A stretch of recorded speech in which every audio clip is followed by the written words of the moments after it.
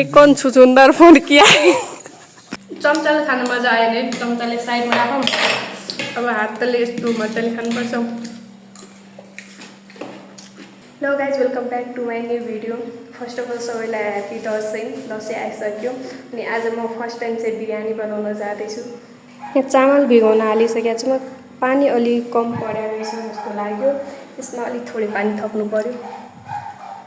अलि पानी थपिदिउँ, भाँडा अलि सानो भयो जस्तो लाग्यो।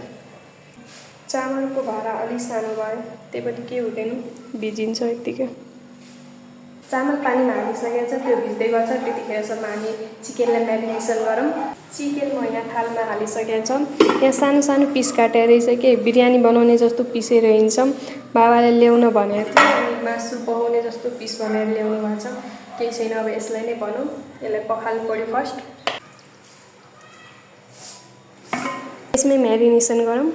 यसमा अदुवा लसुन हालेर चाहिँ यसको अब कुटेर पेस्ट बनाउनु पर्यो।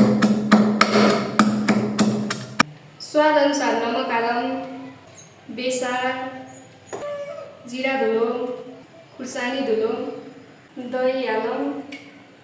करिब 200 ग्राम चाहिँ हाल्नुपर्छ दही। अदुवा लसुनको पेस्ट हालौँ। यसलाई हातले पुरै राम्ररी मोल्नुपर्छ, मिक्स गर्नुपर्छ।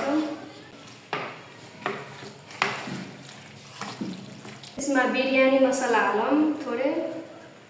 त्यसपछि हरियो खुर्सानी हालौँ, धनियाँ यति हालौँ। लेमन जुस हाल्नुपर्छ यसमा थोरै। यसलाई चाहिँ पुरै यो फाइनल हो, यसलाई मिक्स गर्नुपर्छ सबै राम्ररी। अब यसलाई चाहिँ आधी घन्टाको लागि चाहिँ यत्तिकै छोपेर राखिदिनुपर्छ। ये कौन छुछुंदर फोन किया है? कौन है वे? यहाँ हामी पानीमा गरम मसला या लौंग इलायचीहरू सबै छ त्यो हाल्यौँ। 1 टेबलस्पुन घिउ हालौँ यसमा। यसमा थोरै लेमन जुस हाल्यौँ अनि यसलाई अब छोपेर एकछिनसम्म उम्लिन्छ। त्यसपछि यसमा चामल हाल्नुपर्छ। यसमा सबै चामल खसाइदिउँ। यसमा चामल हालिसकेको छ, सबै गरिसकेको छ। टन टन टन टन टन तारा चलती है क्या नसे 12। अब यसमा प्याज काटिसकेको चाहिँ यो सबै हालिदिनुपर्छ। यसलाई पुरै डिप फ्राई गर्नुपर्छ, रातो भइदिएसम्म यसलाई फ्राई गर्नुपर्छ। हाम्रो प्याज डिप फ्राई भइसकेको छ। अब यो प्लेटमा ट्रान्सफर गरौँ। अलि म्यारिनेसन गरेको चिकन चाहिँ यसमा हालिदिउँ।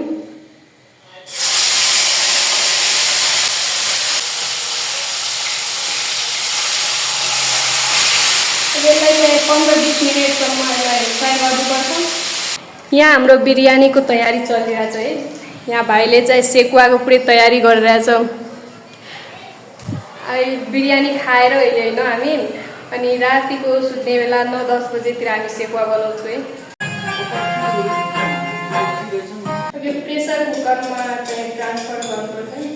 त्यसलाई अघि पाकेको यो राइस हालौँ। यसमा चाहिँ लेयर अनुसार हाल्नुपर्छ। थोरै मैले हालिसकेको छ राइस। त्यसपछि यो मिट हाल्नुपर्छ यो माथिबाट। फेरि यसमा राइस हालौँ।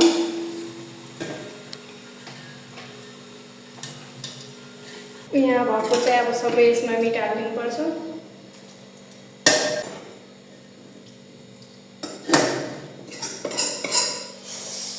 प्याज हाल्न बिर्सेछु, अघिको फ्राई गर्ने प्याज हाल्ने बिर्सेरै छु। अब हाल्छु। अनि बिरयानी मसला माथिबाट हाल्दिउँ। अब सबै हालिसकेको छ। यसमा एक सिटी लाग्नेसम्म हाल्नुपर्छ। त्यसपछि यो बनेर रेडी हुन्छ। म एउटा बिरयानी बनाउनलाई यति धेरै फोहोर गरेको छु कि के भनौँ है। एकदम चुलामा यत्तिकै फोहोर चाहिँ यति भाँडा माजिसक्यो। अब यो माझ्नुपर्छ, सबै क्लिन गर्नुपर्छ। मम्मीले देख्यो भने यति कराउनुहुन्छ कि एउटा बनाउनलाई यत्रो फोहोर गर्नुपर्छ भनेर। सबैलाई क्लिन गरौँ।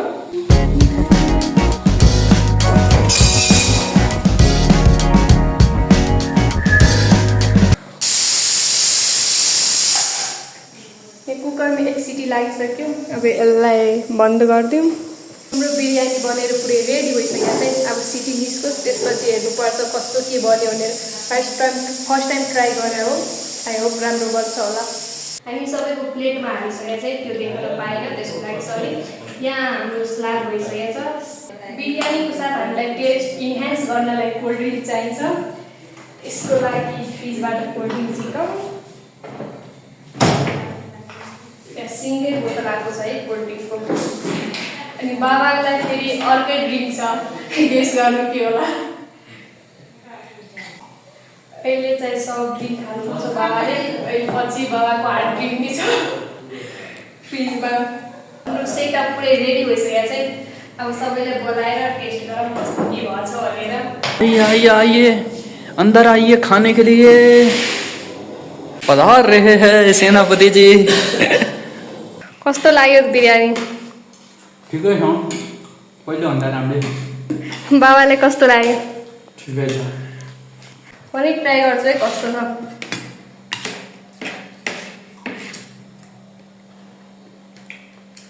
ठिकै छ